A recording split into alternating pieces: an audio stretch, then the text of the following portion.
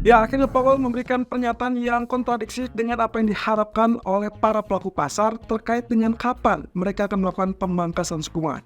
Oke, ini adalah ulasan yang kemungkinan akan kita tahu posisi market untuk saat ini apa. Apakah mereka akan cenderung bearish atau akan cenderung tetap bullish untuk US dollar. Ya, yang menggerakkan market tentunya terkait dengan bank sentral. Apapun yang terjadi ataupun apapun yang diputuskan oleh bank sentral, itulah yang memicu pergerakan market. Dan kali ini saya menyoroti ada dua agenda atau ada dua katakanlah pernyataan dari kedua bank sentral. Kali ini Fed dan juga BOJ. Kita mulai terlebih dulu dari apa yang dikatakan oleh Powell terkait dengan pertemuan ataupun keputusan kebijakan moneter tadi malam. Ya, dalam hal pertemuan kita sudah memberikan kisi-kisi bahwasanya kemungkinan Fed 98% sangat mungkin untuk mempertahankan tingkat suku bunga acuannya, dan itulah yang terjadi. Mereka mempertahankan persis dengan apa yang diharapkan market di 5,25 sampai 5,5%. Responnya, Anda sudah tahu bahwasanya dolar memang menguat walaupun dengan reaksi yang relatif terbatas.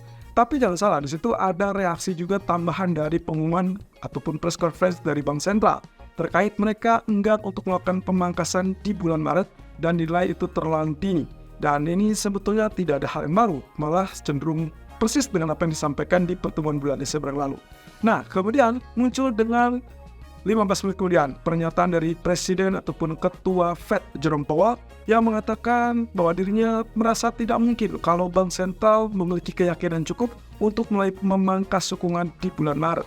Hal tersebut langsung direspon oleh market sebagai hal yang positif untuk US dollar, dan itu berarti tekanan untuk risk asset seperti pasar saham dan juga other currency termasuk komoditi emas yang semula sudah cukup layak untuk menyentuh level 2055 tapi kemudian berbalik turun dan bahkan sentuh level 2030. Oke, kalau menurut Anda itu bearish, ya betul, reaksinya adalah persis dengan apa yang kita harapkan atau yang kita inginkan. Tapi apakah saya melihatnya sebagai sisi yang sangat-sangat bearish? Ternyata kurang lebih Anda bisa lihat dari pergerakannya. Penurunan waktu itu merespon dengan penurunan sampai 2030. Kemana penurunan tersebut? Karena ternyata di pagi ini kita dapatkan dia kenaikan kembali sampai 2049. Ini artinya teman-teman, sebetulnya apa yang dikatakan oleh Powell sebetulnya tidak mengagetkan dan market sudah bisa katakanlah mungkin menerima. Walaupun kalau kita lihat dengan angka CME Fed Watch Tools, sangat yakin bahwa mereka tidak lagi terbuka ataupun tidak lagi melihat ada potensi pemangkasan di bulan Maret. Tapi jangan salah, apa yang dikatakan Powell berikutnya itu akan memberikan kisi-kisi yang lebih melegakan. Itulah sebabnya saya yakin bahwa emas sebetulnya hanya turun mungkin tertekan sesaat, tapi kemudian kita masih punya event yang juga ditunggu-tunggu. Minggu depan adalah Imlek atau Chinese Lunar New Year, dan besok adalah non-farm payroll. Jadi kita akan lihat potensi tersebut akan ditentukan akhirnya oleh data ekonomi, bukan hanya kalimat ataupun pernyataan Powell. Nah, di sisi yang kedua adalah Bank of Japan mendapatkan kabar yang cukup bagus, dan ini adalah untuk Anda yang menantikan kapan USD Japanese Yen melanjut penurunan setelah minggu lalu atau beberapa waktu lalu sempat turun ke level 145 atau bahkan 146. Dan ya, mungkin inilah tanda-tanda bahwa kita tinggal menunggu waktu saja. Lagi-lagi momentumnya adalah menunggu keputusan BOJ di pertemuan berikutnya. Saya rasa antara bulan Maret atau April, karena memang hasilnya baru akan kita ketahui terkait dengan negosiasi upah musim semi yang kemungkinan baru akan rampung di pertengahan bulan Maret.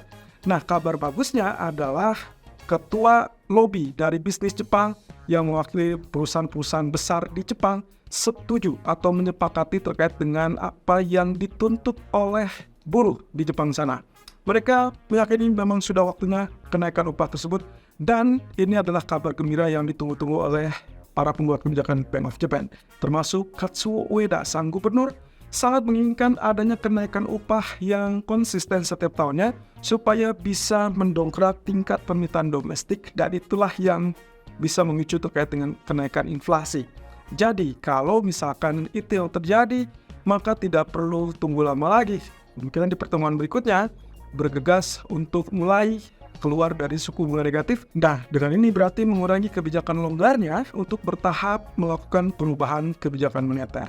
Kita tinggal tunggu saja kemungkinan Maret, dan itu berarti ada gejala di mana semua bank sentral akan sangat menjadi sorotan.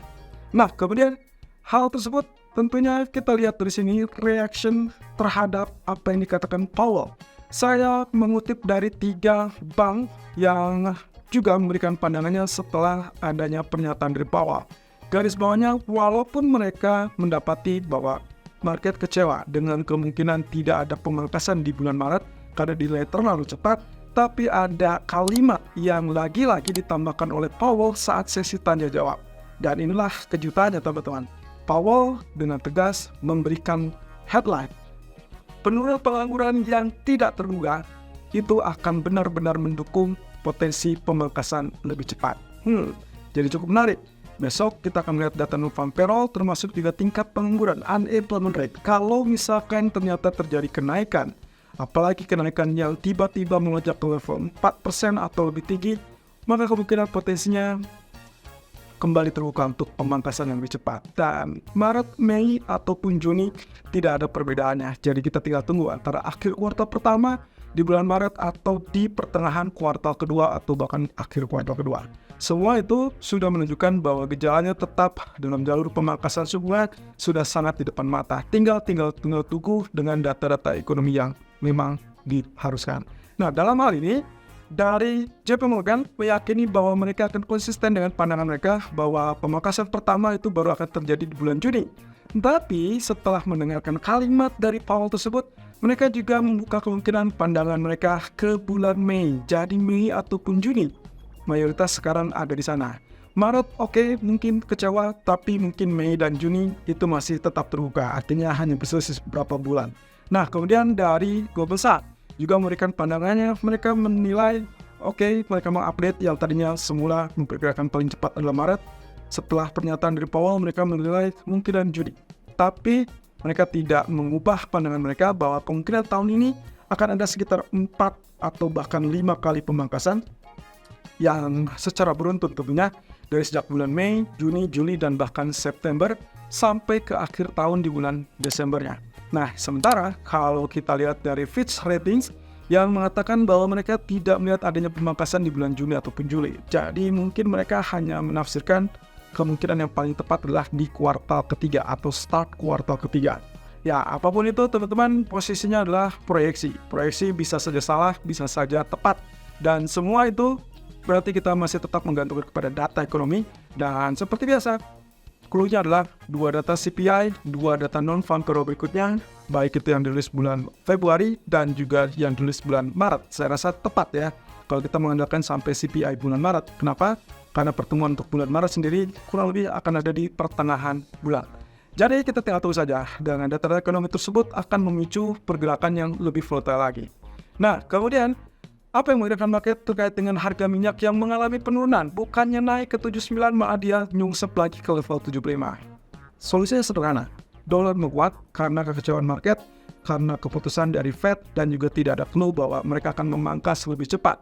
Dan respon yang paling utama adalah pasar saham. Kalau Anda melihat pasar saham bisa asetnya turun, berarti di situ pula yang mengakibatkan kenapa harga minyak mengalami penurunan.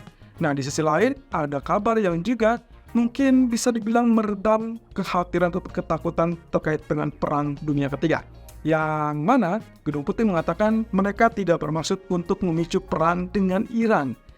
Saya rasa ini akan menjadi tanda tanya. Apakah Amerika berarti takut dengan Iran? Mungkin bisa dikatakan seperti itu. Tapi mungkin juga karena mereka mencoba untuk menjaga amunisi mereka sampai ditemukan alasan yang paling kuat untuk melakukan penyerangan. Masalahnya adalah Biden kemarin tidak secara tegas menjelaskan apa yang akan dituju ataupun sasaran mana yang akan dituju untuk aksi balasan tersebut. Sehingga akhirnya memicu respon dari utusan Iran di PBB. Nah, jadi pergerakannya turun tapi mungkin masih dalam bayang-bayang geopolitik.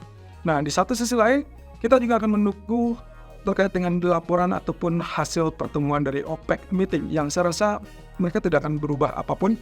Jadi kita tidak perlu khawatir di situ, tapi yes, kemungkinan untuk kenaikan kembali ada kalau mereka kembali mempertegaskan komitmen mereka untuk memangkas produksi.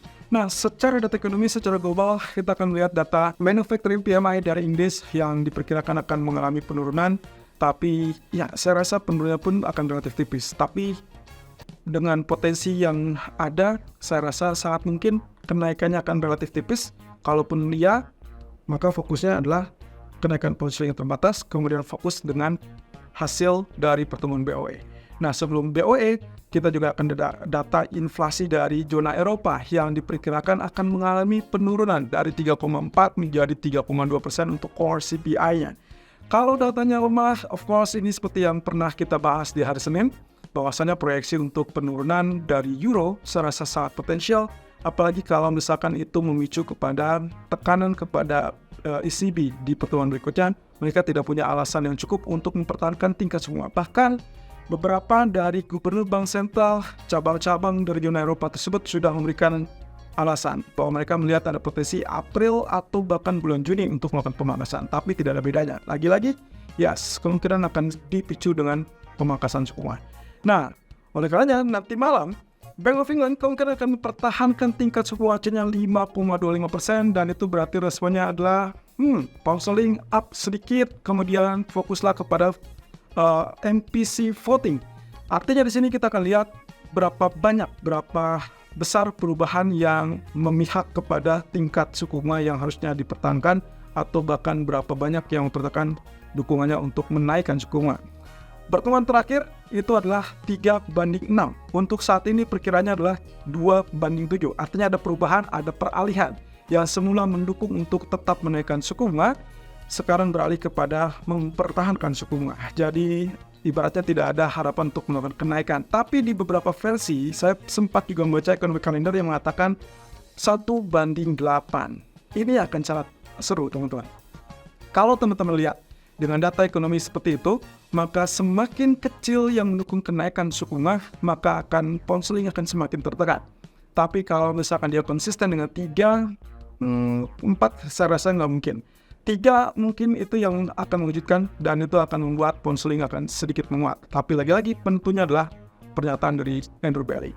Oleh karenanya, kalaupun misalkan kita bicara tentang Andrew Bailey, sosoknya ini sebetulnya agak dilematis memang. Untuk satu sisi mereka mempertahankan suku bunga tetap lebih tinggi, mereka punya alasan karena beberapa waktu lalu kita dapatkan data ekonomi yang relatif lebih kuat untuk zona Inggris.